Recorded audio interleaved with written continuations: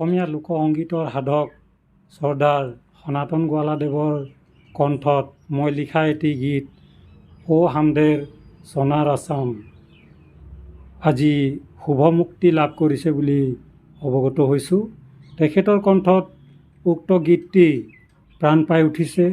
গতিকে সমূহ অসমবাসী ৰাইজে উক্ত গীতটি শুনি ভাল পাব। নমস্কাৰ, মই জানিব পাৰি সুখী হৈছোঁ যে মোৰ প্ৰিয়বৰ বন্ধু সনাতন গোৱালাদেৱে চাহ জনজাতি আদিবাসীৰ গীত এটি মানিমণ্ডন কৰিছোঁ বুলি।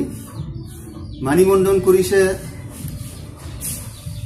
স্বৰ্গম ষ্টুডিঅ'ত, গীত দিছে শচীন্দ্ৰ লহিং আৰু গীতিকাৰ মৃদুল গোৱালা। গতিকে অসমবাসী ৰাইজক গীতটি শুনিবৰ বাবে আদৰি ল'ব বুলি মই ভাল শিল্পী, অনাতাঁৰ শিল্পী হয়। ভক্তিমূলক গীত গায়, বাগানীয়া গীত গায় ইত্যাদি, আৰু মিচিঙৰ গীত গায়, মিচিং গীত ঝুমুৰ চুমুৰ গায়। গতিকে তেখেত এজন ভাল, কণ্ঠ ভাল, সুৰ ভাল, জ্ঞান আছে। গানের মিঠা সুরে ঝুমুরের তালে তালে জীবনের জ্বালা ভুলে যাব আগে বাড়ে ওই গোবিন্দাইরা। আসাম হামদের প্রাণের প্রাণ, আসামকে দিয়ে যাব আমরা হাজার সম্মান, আসামকে দিয়ে যাব আমরা হাজার সম্মান। আসামৰ ইতিমধ্যে একেটা সনাতন গোৱালা অফিচিয়েলতে ইউটিউবতে দিয়া হ'ব। তাৰ আগতে সোণাৰ আছামটো 1 মিনিট বা 50 ছেকেণ্ডৰ ভিতৰত মোৰ চেনেলতো অকণমান আমি টাচ কৰি দিম। সকলোৱে ছাবস্ক্ৰাইব কৰি দিব আৰু সকলোৱে কমেণ্ট কৰিব, ভাল বেয়াটো গোটেই অসমৰ ৰাইজে জানে, আমি নাজানো। ও হামদের সোনার আসাম, ও হামদের সোনার আসাম, হরিয়ালি চাহের বাগান, দেখিতে কত যে সুহান, দস্যু দিশেরা খিল যে আসাম দেশের মা। ফাইনেলি মই আহি পালোঁ ওপৰ টেমেৰালৈ। ওপৰ টেমেৰা শচীন্দ্ৰ কুমাৰ লহিং ছাৰৰ ষ্টুডিঅ'লৈ আহিলোঁ। স্বৰ্গম ষ্টুডিঅ'ত কি এতিয়া বাজিছে, কি হৈ আছে ভিতৰত মই সোমাব চেষ্টা কৰিম।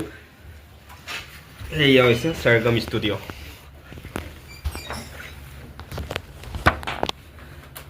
মই প্ৰথম আমাৰ ছাৰ আছে স্বৰ্গম ষ্টুডিঅ'ৰ অনাৰ, লগতে এগৰাকী শিক্ষক আৰু এগৰাকী মিউজিচিয়ান।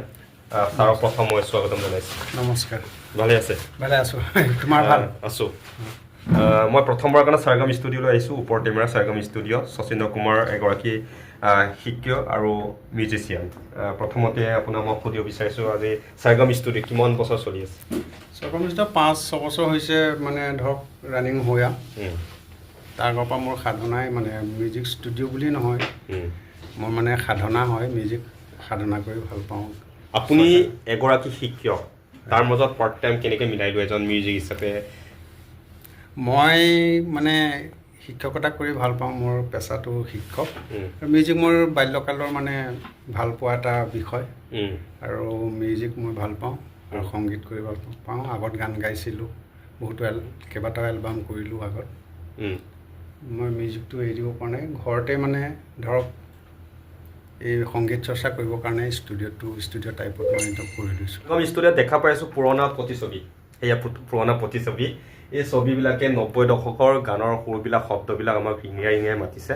ইয়াতে লিখা আছে আমাৰ সোণাৰ আছাম নতুনকৈ ৰিলিজ হ'ব, সনাতন গোৱালা, আৰু গীতৰ কথা মৃদুল গোৱালা, সংগীত কুমাৰ শচীন্দ্ৰ, প্ৰযোজনা প্ৰচেন লহিং,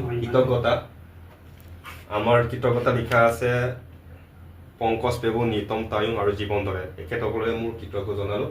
ডাঙৰজনী বৰ্তমান চাকৰি কৰি আছে, দুজনী বৰ্তমান কোচিঙত পঢ়ি আছে। এতিয়া আপুনি সুখী? সুখী আৰু সোণৰ আছাম বুলি ক'লে সোণৰ অসম বা বিভিন্ন ধৰণৰ অৰ্থ থাকে। আপুনি নিজে কটা সুৰ সনাতন গোৱালা বুলি ক'লে বেলেগকৈ এটা সুকীয়া পৰিৱেশ নাই, পৰিচয় দিব দৰকাৰো নাই। আপুনি প্ৰথমতে কি কয় আপোনাৰ নতুন এটা গান এতিয়া আজিকালি ভিতৰত ৰিলিজ হ'বলৈ গৈ আছে সোণৰ আছাম। মই জয় জয়তে মিচিং আজন ইউটিউব চেনেলৰ বিষ্ণু বেগক মই ধন্যবাদ জনাইছোঁ আৰু ধন্যবাদ জ্ঞাপন কৰিছোঁ স্বৰ্গম ষ্টুডিঅ'ৰ স্বত্বাধিকাৰী শচীন্দ্ৰ কুমাৰ লয়ঙলে, কাৰণ তেখেতৰ আপ্ৰাণ চেষ্টাটোৱে গীতটোৱে এটা প্ৰাণ পাইছে। এই প্ৰাণ দিছিলে গীতিকাৰ মৃদুল গোৱালা আৰু প্ৰযোজনা কৰিছে মোৰ ভাতৃপ্ৰতিম প্ৰখেন লয়িং। কৃতজ্ঞতাত আছে পংকজ পেগু, নিতম তায়ং আৰু জীৱন দলে। এইটো গীত কৰিবলৈ যাওঁতে আমাৰ লয়িং দেৱে বহুত কষ্ট কৰিছে। মিচিং আজন বিষ্ণু পেগুৰ যিটো চেষ্টা আমাৰ শিল্পীসকলক লৈ বা অন্যান্য কৃষি হওক বা অন্যান্য সামাজিক বা অন্যান্য সাংস্কৃতিক যিবিলাকত তেওঁ জড়িত হৈ আছে, এই প্ৰতিভাবিলাকক যে তেওঁ বিকাশৰ এটা ৰাস্তা দিছে এই চেনেলৰ যোগেদি, তেওঁ মই ধন্যবাদ।